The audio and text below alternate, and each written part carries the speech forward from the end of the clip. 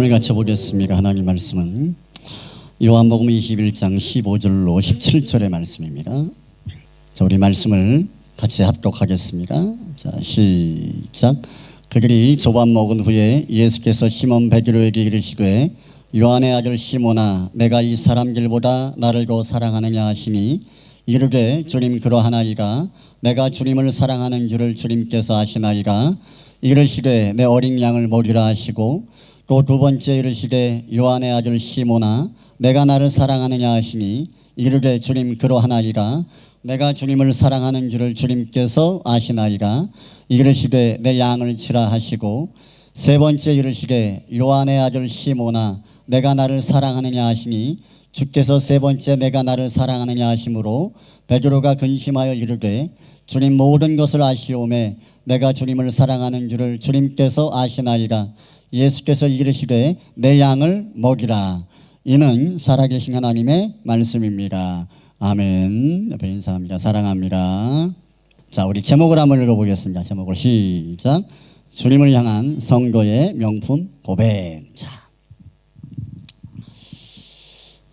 어제 이렇게 예배를 이렇게 준비하고 또 이 프로젝트를 우리 장로님 오셔서 달아매시는데 이런저런 이야기를 하다가 전에 찍었던 설교 영상을 이렇게 하나 이렇게 장로님을 보여줬어요. 보여줬는데 옆에 있던 그 현진이하고 루아가 목사님 이때는 좋았어요 그러더라고.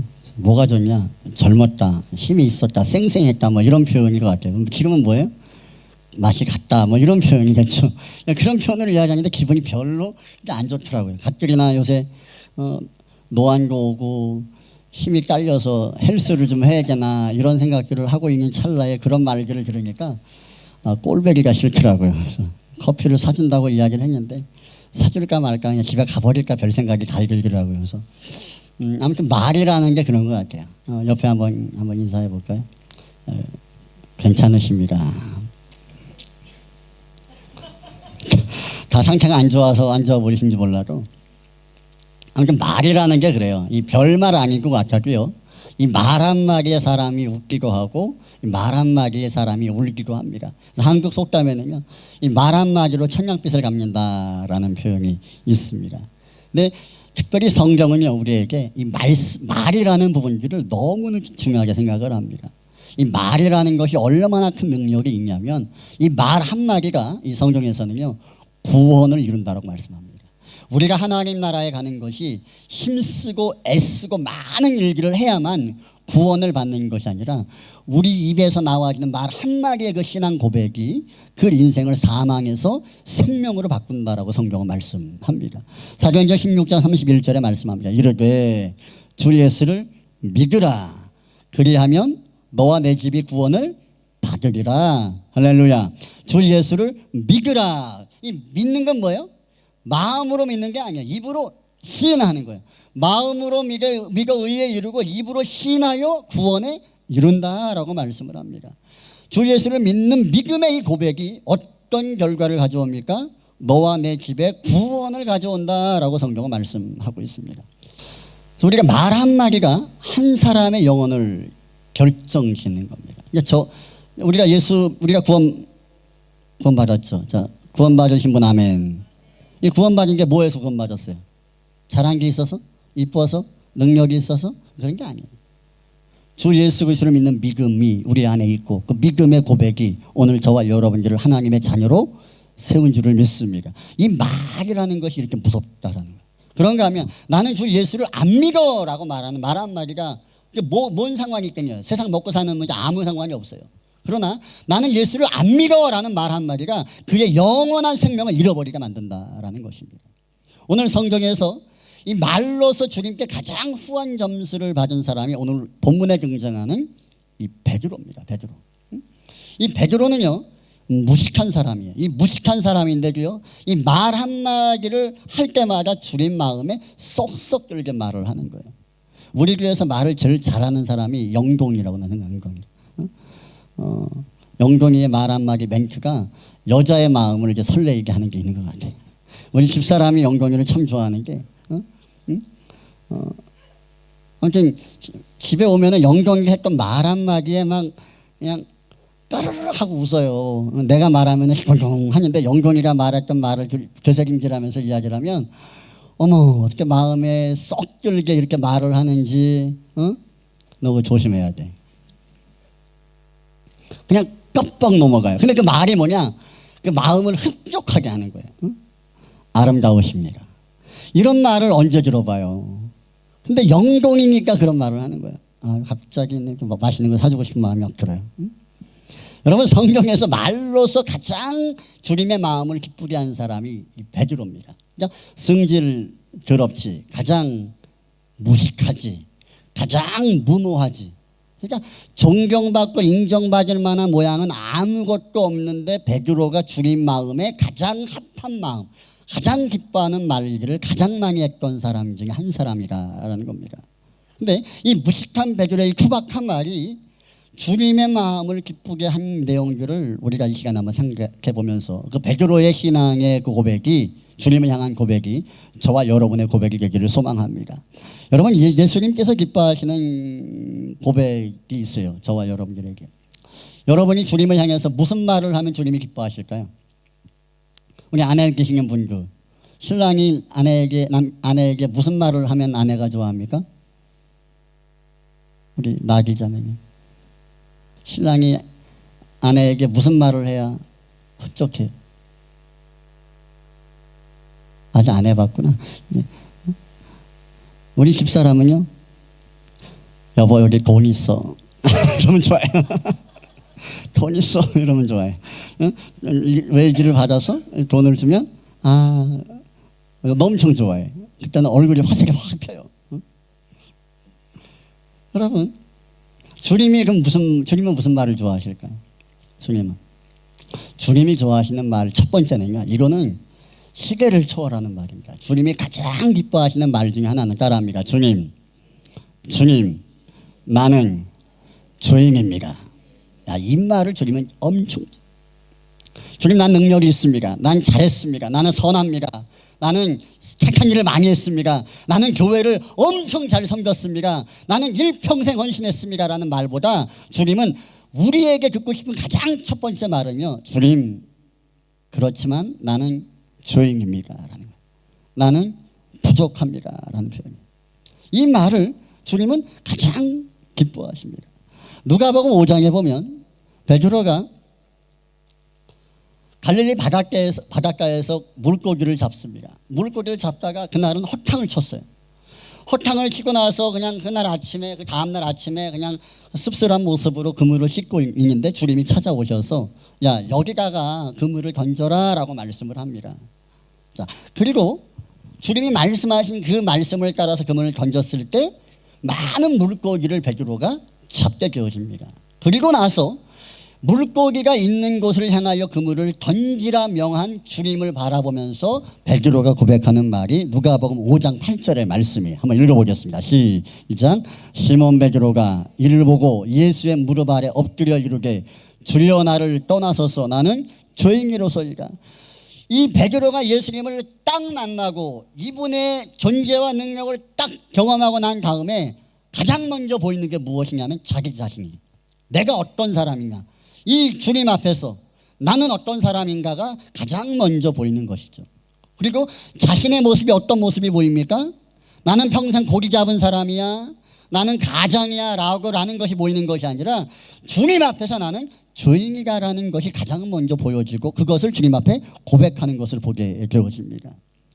여러분, 주님이 가장 기뻐하시는 표현 중에 하나는요, 나는 죄인이다라는 고백이에요. 내가 죄인임을 고백하는 것은요, 주님의 절대적인 필요를 인정하는 의미이기 때문에 이 죄인이라는 고백을 주님은 좋아하시는 겁니다. 주님은 어떤 사람을 구원하십니까? 죄인을 구원하십니다. 주님이 이 땅에 왜 오셨습니까? 죄인을 구원하시기에 오셨어요. 잘나고 능력 있고 병들지 않고 건강하고 이런 사람을 위해 오신 것이 아니라 죄와 사망 가운데 죽어있는 죄인들을 위해 주님이 이 땅 가운데 오신 줄을 믿습니다. 그 주님이 오셔서 피 흘려 죽으셨어요. 왜? 우리의 죄를 용서하시기 위해서. 그런데 사람들은 그 예수님의 오심에 대하여 피 흘림에 대하여 말하기를 나는 주님이 필요 없다라고 이야기를 합니다. 나는 죄가 없다라고 이야기를 합니다. 내가 죄가 없다라고 말하는 거는요, 다른 말은 어떤 의미예요? 주님의 피 흘림이 나하고는 상관이 없다. 나는 주님이 필요가 없다라는 말과 똑같습니다. 주님은 누구를 구원하시느냐? 죄인을 구원하십니다. 왜 우리가 구원받았습니까? 주님, 나는 의롭습니다. 나는 깨끗합니다. 나는 죄가 없습니다 라고 해서 우리가 구원받은 것이 아니라 하나님, 나는 죄인입니다 라는 고백이 우리 가운데 있었기 때문에 저와 여러분들을 위해 주님이 피 흘려 죽으신 그 은혜로 말미암아 우리가 구원받은 줄을 믿습니다. 근데 사람들은 뭐라 말합니까? 나는 죄가 없다는 거예요. 복음을 전해보면 나는 죄가 없다는 거예요. 죄가 없는 이들에게 예수님의 십자가의 피 흘림은 상관이 없어요. 의미가 없습니다. 그러나 내가 죄인됨을 철저하게 깨달은 사람들에게 십자가의 복음은 세상의 그 어떤 복음보다 가장 값지고 귀한 줄을 믿습니다. 오늘 저와 여러분이 이런 고백들이 있어야 된다는 거예요. 자, 마태복음 9장 12절의 말씀 우리 한번 읽어볼까요? 12절 13절 한번 읽어보겠습니다. 시작. 예수께서 들으시고 의사가 쓸데없고 병든 자에게라 쓸데있느니라. 너희는 가서 내가 긍휼을 원하고 제사를 원치 아니하노라 하신 뜻이 무엇인지 배우라.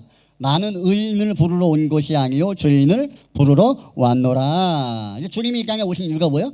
죄인들을 부르러 왔다라는 거예요. 그럼 우리가 어떤 태도와 자세로 주님 앞에 서 있어야 돼요? 나는 죄인입니다라는 자세를 가지고 주 앞에 설 때 주님의 오신 이유가 우리에게 유효한 거예요. 절대적으로 하나님의 영생과 구원을 받을 수 없는 사람, 그 사람은 자신의 죄인됨을 인정하지 않는 사람입니다. 저는 죄인이 아니에요? 죄인입니다. 여러분들은요? 죄인입니다. 그렇기 때문에 주님의 구원이 우리에게 필요한 거예요. 예수님의 십자가의 피 흘림은 오직 죄인들에게만 생명력이 되는 거예요. 하나님은요, 우리의 의로움을 자랑하는 것을 우리에게 원하지 않아요. 네가 뭘 했고, 네가 얼마나 많이 주님을 위해서 뭘 했고, 이거를 자랑하는 것을 주님이 좋아하실 것 같지만요, 주님은 그것을 원하지 않아요. 그것보다 더 원하는 것은요, 주님 앞에서 나라는 존재가 주님이 아니면 안 된다라는 것을 인정하는 그 사람들을 주님께서 더 좋아하세요. 베드로는요, 뭘 잘했어요? 뭔가를 한 것이 아니라 주님 앞에서 나는 죄인이다라는 고백을 통해서 주님이 나의 인생 가운데 절대적으로 필요합니다라는 이 신앙 고백이 주님의 마음을 기쁘게 했고, 그 고백을 통해서 주님은 베드로를 사용하여 쓰신 줄을 믿습니다. 오늘 저와 여러분들이 완벽하고 온전하지 않지만 때로는 그것 때문에 우리가 마음 아파하고 힘들 때가 있습니다. 그러나 그것이 하나님 앞에 고백되어질 때는 하나님의 위로가 주어지는 줄을 믿습니다. 우리가 뭔가를 많이 잘하고 해서 위로가 되어지고 너 잘하는구나 라는 말을 들어서 우리가 위로를 받는 것이 아니라 쓰러지고 넘어지고 죄 가운데 엎어져 있을 때에 하나님을 향하여 내가 주님의 은혜가 필요한 이유가 내가 이렇기 때문에 주님의 은혜가 필요합니다라는 이 말 한마디가 하나님의 위로와 긍휼과 회복을 경험케 하시는 줄을 믿습니다. 여러분 삶의 매 순간마다 여러분 우리의 잘남을 이야기하는 것이 아니라 죄인됨을 고백하며 그의 긍휼함을 구하는 저와 여러분이 되기를 주님의 이름으로 축원합니다. 두 번째로요, 예수님은요 어떤 사람의 고백을 기뻐하시냐면 말씀을 인정하는 사람의 그 말씀을 인정하는 그 고백을 참 좋아하십니다. 여러분 누가복음 5장에 보면 베드로가 고기를 잡았어요. 근데 못 잡았어요. 낙심해 있어요. 그럴 때 주님이 베드로에게 말씀을 합니다. 깊은 곳에 그물을 던져라 라고 말씀을 합니다. 그때 베드로가 주님을 향하여 고백하는 말이 있어요. 자, 누가복음 5장 5절입니다. 읽어보겠습니다. 시작. 시몬이 대답하여 이르되 선생님 우리들이 밤새도록 수고하였으되 잡은 것이 없지만은 말씀에 의지하여 그물을 내리리이다. 밤새 내가 물고기를 잡지 않았지만 당신의 목소리인 것 같으나 내가 당신의 말을 내가 붙들고 내가 한번 해보겠다라고 이야기를 하는 거예요. 근데 이게 참 중요한 게 뭐냐면 여러분 하나님은요 말씀을 통해서 만물을 창조하셨습니다. 아멘입니까? 하나님은 말씀을 통해서 만물을 창조하셨습니다. 성경의 말씀은 하나님의 말씀인 줄을 믿습니다. 아멘입니까? 안 믿는 것 같은데. 자, 성경의 말씀은 하나님의 말씀인 줄을 믿습니다.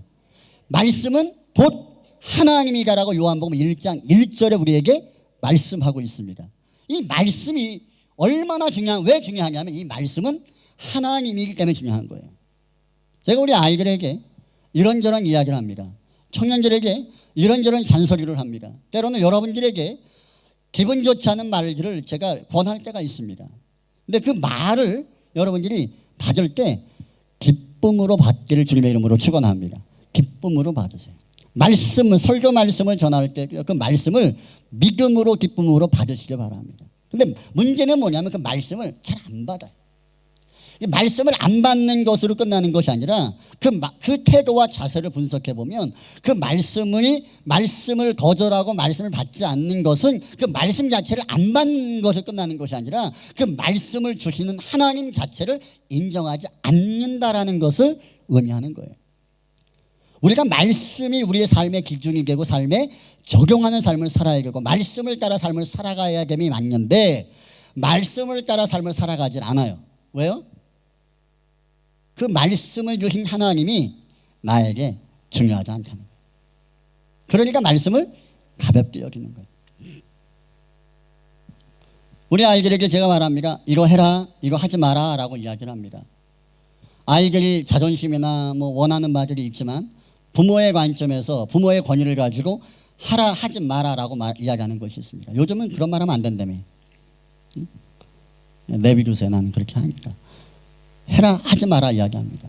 그럴 때 그것을 하라라는 것을 하지 않을 때 그럴 때 부모의 마음은 어떤 마음이냐면 그 말을 어긴 것 자체에 화가 나는 것이 아니라 그 말을 한 부모의 인격을 인정하지 않는구나 라고 생각하기 때문에 열이 더 받는 거예요. 하나님이 우리에게 말씀을 주십니다. 율법을 주셨어요. 그 말씀을 주실 때 하나님 거기에 인격을 담아서 마음을 담아서 말씀을 주셨습니다. 그 말씀은 우리의 생명을 위해 말씀을 주셨어요. 그런데 우리는 그 말씀을 주신 그 말씀을 대하는 태도가 그 말씀이 나에게 중요하지 않다라고 생각을 하기 때문에 말씀을 따라 삶을 살아가기를 거절합니다. 근데 그것으로 끝나는 것이 아니라 어떤 의미가 있다고요? 그 말씀을 주신 하나님을 그냥 무시해버리는 거예요. 우리가 말씀을 너무나 잘 알아요. 말씀을 너무나 잘 알아. 이게 문제예요. 너무나 잘 아니까 문제예요.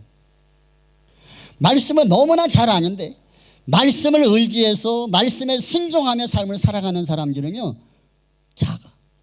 옛날에 우리 장로님들 이렇게 젊으실 때 신앙생활 하실 때 30년 전 40년 전 이때 어르신들은요 글을 알아요. 뭘 몰라요. 아는 거 그냥 교회에서 설교 듣는 거 그거밖에 몰라.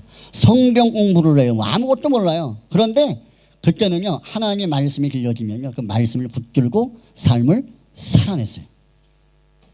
그러니까 하나님이 그들의 삶 가운데에서 하나님이 역사하셨어요. 하나님을 인정하는 삶을 말씀을 지켜 행하는 것으로 순종하는 것으로 나타내 보이니까 하나님이 그 삶 가운데 일하시더라는 거예요. 근데 지금은요 하나님 말씀이 엄청 많아요. 엄청 많아. 제가 여러분에게 말씀을 나누고 설교하는 거는요 진짜 설교 치료도 안 됩니다. 정말 설교 잘하시는 분들이 많고 좋은 말씀이 얼마나 많은지 몰라요. 근데 그 말씀이 우리가 마음만 먹으면 그 말씀을 수없이 들을 수 있음에도 불구하고 변화가 안 일어나. 역사가 안 일어나. 말씀에 능력이 없어서요? 아니에요. 그 말씀에 순종하지 않고 반응하지 않고 말씀을 따르지 않기 때문에 그런 거예요. 하나님을 인정하지 않는 것이 우리의 삶 가운데 있기 때문에 말씀계에 우리 가운데 역사하지 못하는 것을 보게 되었습니다. 여러분 하나님의 말씀은 살아있는 줄을 믿습니다. 이 살아있다라는 말은요 과거에 아브라함이 하나님의 말씀을 믿었어요. 말씀을 따라 순종했어요. 그리고 순종했을 때 하나님이 아브라함의 삶을 인도하셨어요. 그러나 오늘 이 시대 수천 년이 지난 이 시대를 살아가는 저와 여러분들이 아브라함이 믿었던 그 하나님의 말씀을 믿었어요. 말씀을 따라 순종했어요. 아브라함을 인도하신 하나님의 인도함이 이 시대에도 동일하게 나타난 줄을 믿습니다. 이게 말씀이 살아있다라는 거예요.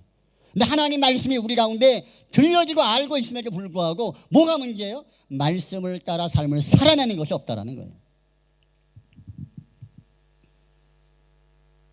하나님에 대해서 말씀에 대해서 이런저런 말들을 얼마나 많이 합니까? 뭐 말씀이 맞네 틀리네 뭐 말씀보다 내 생각이 맞네 별말 다 있죠. 따라합니다. 내 생각보다 크게 내 생각보다 하나님 말씀이 더 옳습니다. 이렇게 생각하는 사람들이 말씀을 따라 삶을 살아가는 거예요. 근데 말씀보다 뭐가 더 좋아요? 내 경험이 더 중요해. 말씀보다 내 생각이 더 중요해. 그러니까 말씀을 따라 살아가질 않아. 말씀을 따라 살아가지 않으니까 말씀계에 우리 가운데 역사되는 것을 경험하지 못하는 거예요.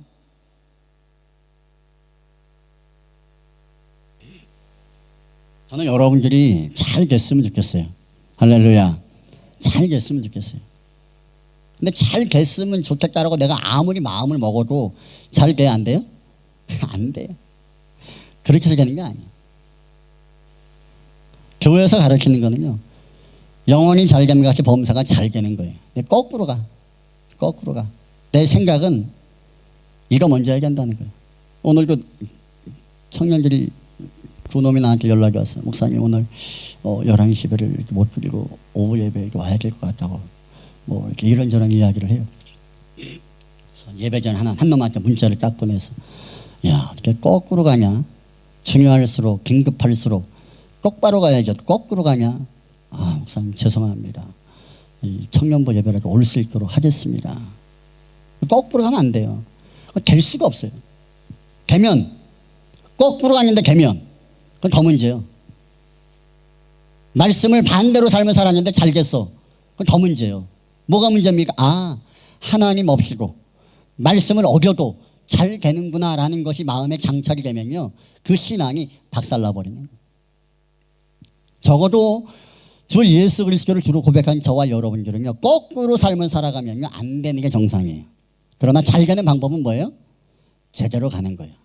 말씀을 따라 말씀을 주신 하나님을 인정하고 존중하며 말씀을 우선순위에 두고 내 생각보다 먼저 말씀을 따라 삶을 살아내는 것이 있어질 때 안 될래 안 될 수 없게 하는 게 하나님의 살아계신 줄을 믿습니다. 아무리 복을 받으려고 해도요 거꾸로 가는데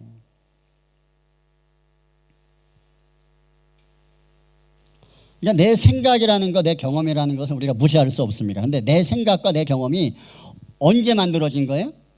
기껏해야 30년, 20년, 50년, 60년 동안 쌓아진 거예요. 우리 인생이 살아온 것만큼 내 생각과 내 경험이 경험되어진 거예요. 그리고 그것을 우리는 옳다라고 이야기를 합니다. 무엇과 비교해서 하나님 말씀보다 더 중요하고 말씀보다 더 옳다라고 이야기를 합니다. 성경 말씀은 완벽하신 하나님이 우리에게 주신 말씀인 줄을 믿습니다. 그 말씀은 이미 수천 년 전부터 우리의 조상들에게 주어진 말씀이었고 그 말씀이 수없는 사람들에 의해서 검증되어졌어요. 말씀을 따라 삶을 살아가는 이들에게 잘 되게 하신 하나님의 역사를 수많은 사람이 검증했던 경험치가 있어요. 근데 그 말씀보다 내가 10년, 20년, 30년, 50년 삶을 살아오면서 내가 경험했던 것이 하나님 말씀보다 더 크다라고 말을 하고 그 말씀을 저버리는 거예요. 여러분 이것만큼 어리석은 게 어디 있겠습니까? 여러분. 그러니까 아이들에게 그래요. 나는 이렇게 할 거예요 라고 이야기를 해요. 그러면 부모된 마음은 그래도 아이들보다 20년, 30년 더 살았잖아요. 할 말이 있어요 없어요? 할 말이 니들은 겪어보지 못하고 니들은 가보지 못한 길을 나는 걸어왔다라는 거예요. 걸어와서 내 경험상 보니까 니들이 생각하는 그것보다는 이게 낫다라고 권면하는 거예요. 젊은 사람들은요 나이가 드신 분들의 이야기들을 귀담아 들을 수 있어야 돼요. 귀담아 들어야 돼요. 성도는요 말씀을 주신 하나님 말씀을 귀담아 들어야 돼요. 그게 잘 가는 방법이에요. 근데 하나님 말씀이 자꾸 무시게 막 자꾸 버려져. 이유가 뭡니까? 말씀보다 내 생각이 더 중요하다고 생각을 하기 때문에. 베드로는요 뭘 잘했습니까? 베드로는 수십 년 동안 일평생 고기 잡은 사람이에요. 어떻게 하면 고기 잡을지 그 방법을 이야기하면 논할 사람이 없어요. 근데 목수가 와가지고 생판 처음 보는 목수가 와가지고 뭐라 그럽니까? 열이 던지라는 거예요. 말이 돼야 안 돼요? 말이 안 돼요. 제가 타일을 하잖아요. 저는요, 열받으면 현장에서 그냥 나와버립니다. 짐 싸가지고.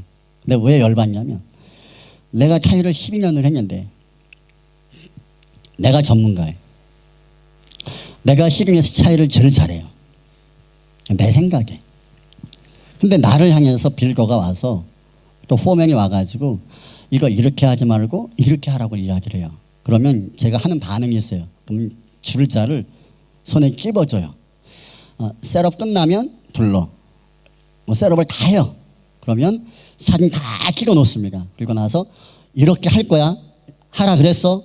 한다. 그러면 쫄아요. 분명히 문제 보지 못하는 게 있거든요.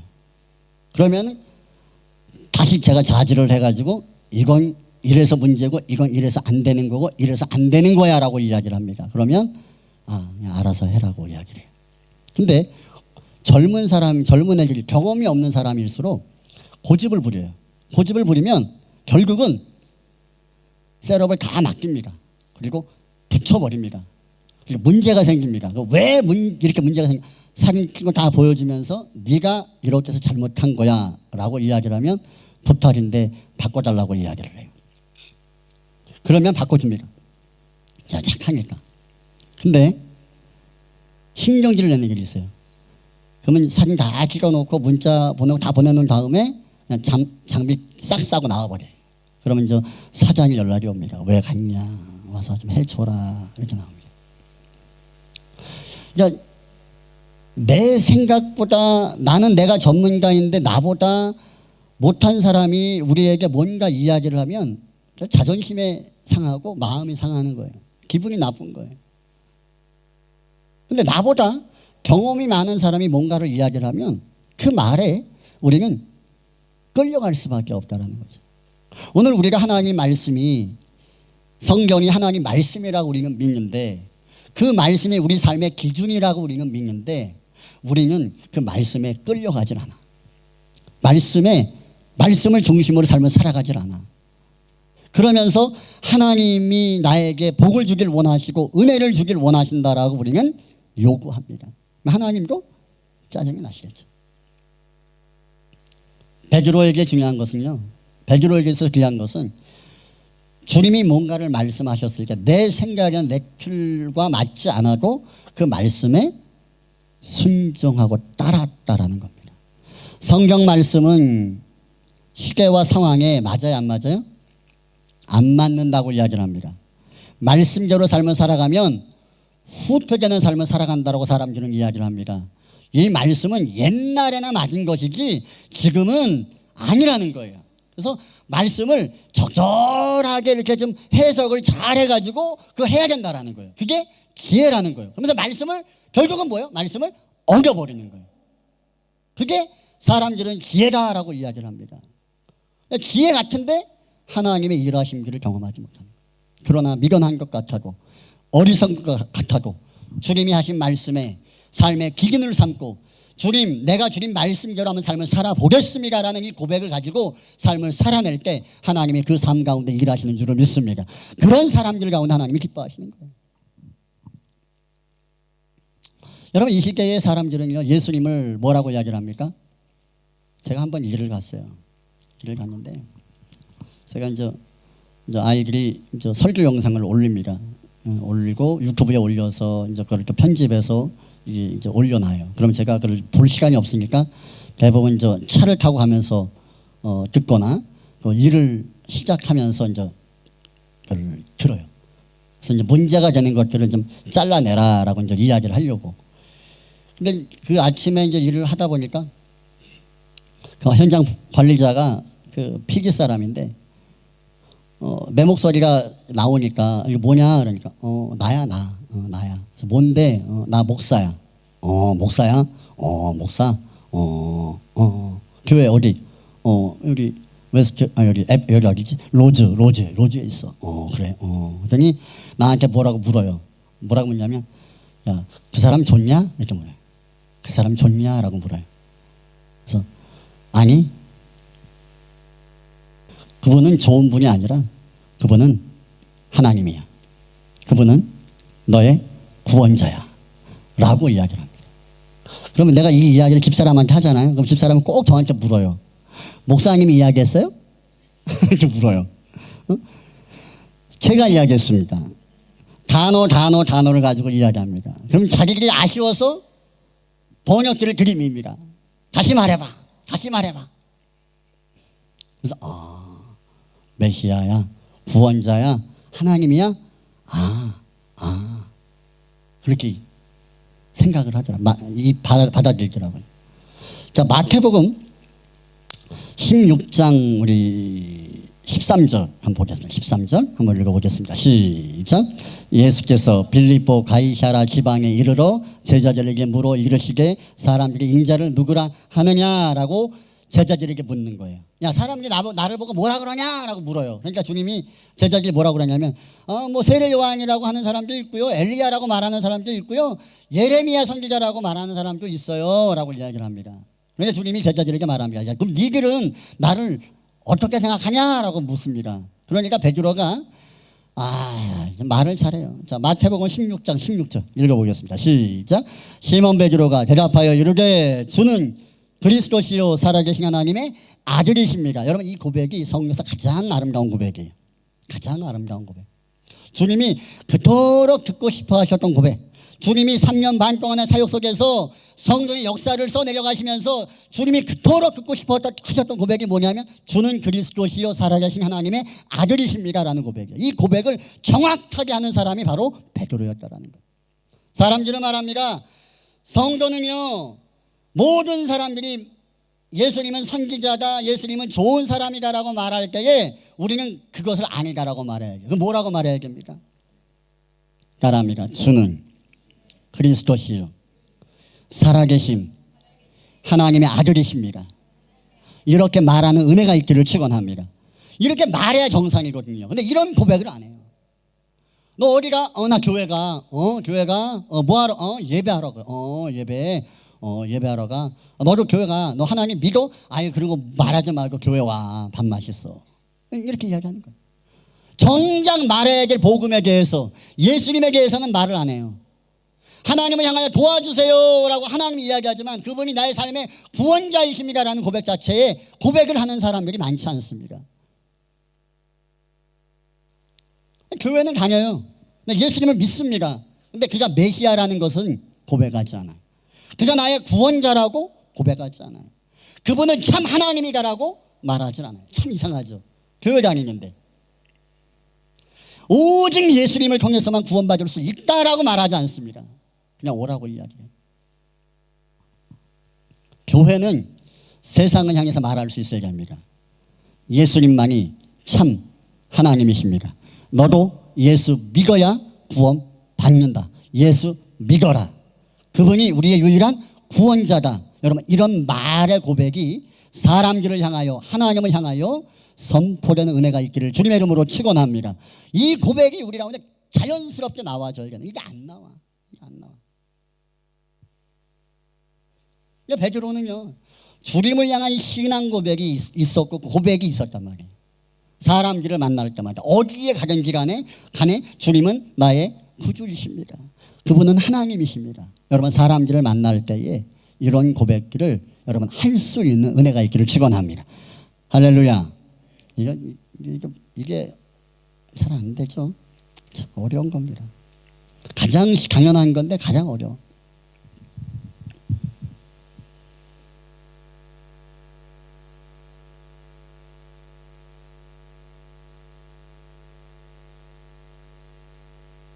오늘 본문의 말씀을 보면 주님은 베드로의 고백을, 이 마지막 이 고백을 기뻐하십니다. 주님이 십자가에 매달리시고 고난받을 때 주님을 가장 앞에서 가장 적극적으로 배반했던 사람이 베드로입니다. 그 베드로에게 주님이 부활하셔서 찾아오십니다. 그리고 그 베드로를 향하여 오늘 말씀을 합니다. 자, 네가 나를 사랑하느냐? 네가 나를 사랑하느냐? 네가 나를 사랑하느냐라고 주님이 물으십니다. 베드로는 참 곤란했어요. 왜냐하면 내가 주님을 배반한 거를 나도 알고 주님도 아는데 주님이 나를 사랑하냐고 묻는 거는 왜 물으실까? 이게 질문 자체가 괴로운 거예요. 내가 죄 가운데 있고 넘어지는 것이 분명한데 네가 나를 사랑하느냐라고 물으실 때 내가 뭐라고 대답을 해야 될지 이 베드로가 헷갈리는 거예요. 사랑한다고 말을 해야 돼요? 죄송합니다라고 말을 해야 돼요? 잘못했습니다라고 말을 해야 돼요? 베드로가 말합니다. 주님 사랑합니다. 내가 주님 배반했지만 그래도 주님을 사랑합니다. 내가 사람들 앞에 주님을 거절했지만 주님 면전 앞에 주님을 모욕했지만 그러나 나는 주님을 사랑합니다. 이 고백을 주님이 딱 들으셨을 때 그러면 이놈의 새끼 왜 나를 배반했어? 라고 말씀하시는 게 아니라 그 베드로에게 사명을 맡기시는 거예요. 천하보다 그냥 영혼들을 맡기고 그 영혼들을 치라, 관리하라, 양육하라 라고 주님께서 베드로에게 가장 중요한 사역을 맡기시는 것을 볼 수가 있습니다. 여러분, 우리가 주님 앞에 설 때마다 하는 고백은요, 내가 잘한 것이 있고 잘한 것이 있으면 주님을 향해 내가 주님을 사랑합니다라고 말할 수 있어요. 쉽게 말할 수 있습니다. 근데 이게 참 어려운 거예요. 내가 날마다 죄 가운데 넘어지고 주님이 기뻐하시지 않는 삶을 살아갈 때가 많이 있는데 그런 우리들을 향하여 주님께서 너 나 사랑하느냐라고 물으면 여러분 뭐라고 말할 수 있겠어요, 여러분들은? 그럴 때에도요, 주님을 향해서 내가 주님을 사랑합니다 라고 말할 수 있기를 축원합니다. 잘못한 게 많아도 사랑합니다. 못난 게 많아도 사랑합니다. 이 고백을요, 주님은 너무 좋아요. 우리 주님은 우리가 넘어질 것도 알고요, 우리가 연약한 것도 알고 말씀을 배반할 것도 다 알아. 그 골방 가운데 죄진 것도 다 알아. 그럼에도 불구하고 우리에게 여전히도 묻는 질문이 있다면 네가 나를 사랑하느냐라는 질문이에요. 그 질문 앞에 하나님이 그토록 듣고 싶어하는 고백은요, 그러게 내가 주님을 사랑합니다라는 고백이에요. 저는 하나님을 향해서 기도하며 나갈 때마다 첫 맹세가 항상 정해져 있어요. 주님, 내가 연약하고 못나고 부족하고 그런데 내가 하는 게 나는 최선입니다. 내가 못나고 부족하지만 그래도 주님 사랑합니다. 그 고백을 항상 합니다. 그 고백을 주님이 제일 좋아하시거든요. 그러면 그 고백을 할 때마다 하나님이 위로하시는 것을 보게 됩니다. 저는 여러분들이 뭔가 주님 앞에 자랑하고 칭찬받을 만한 일들을 많이 해서 주님 내가 이거 했습니다 라고 말할 수 있었으면 좋겠어요. 그러나 그런 것이 부족하다 할지라도요, 내가 나이도 많고 내가 능력도 없고 내가 힘도 없고 내가 돈도 없고 내가 뭔가를 할 만한 상황이 전혀 안 되지만 그래도 주님 내 마음이 주님을 사랑합니다. 내가 죄 가운데 허덕인다 할지라도 그래도 내가 주님을 사랑하는 것을 주님 아시죠? 여러분, 이 고백을 주님이 들어도 좋아하시는 줄을 믿습니다. 그런 고백을 주님이 받으시고 베드로의 그 고백을 받으시고 베드로를 위대한 하나님의 사람으로 쓰신 것처럼 오늘도 아무것도 아닌 우리 인생, 아무것도 아닌 우리들 가운데 아무것도 아닌 사람들이 드려진 이 평범한 고백 같은 이 사랑의 고백을 주님이 받으시고 저와 여러분들을 세우시고 쓰실 줄을 믿습니다. 그 하나님의 은혜를 여러분 바라보는 은혜가 저와 여러분 가운데 있기를 소망합니다. 저는 오늘 말씀을 마칩니다. 우리의 삶의 여정 가운데에서 하나님께 많은 것들을 드리고 싶은 것이 있어요. 많은 것을 더 열심히 하고 싶은 분들이 있을 겁니다. 그러나 그 많은 것들을 드리는 것보다 말 하나를 진심을 담아 여러분 주 앞에 드리시기 바랍니다. 주님, 내가 죄인입니다. 그래서 나는 주님이 필요합니다. 주님, 나는 주님의 말씀을 순종합니다. 왜냐하면 그 말씀이 내 삶의 기준입니다. 주님, 나는 주님을 사랑합니다. 못나고 부족하지만 주님을 사랑합니다. 이 고백을 주님이 받으실 때마다 우리들을 무한한 가능성 있는 존재로 하나님이 우리들을 만드시고 세우셔서 하나님의 영광 가운데 저와 여러분들을 쓰시고 세우실 줄을 믿습니다. 부족하지만 여러분 주님을 향하여 이런 고백과 결단이 고백이 주 앞에 매 순간마다 올려드리는 그런 삶의 모습이 우리 교회 공동체 안에 있어질 수 있기를 주님의 이름으로 축원합니다.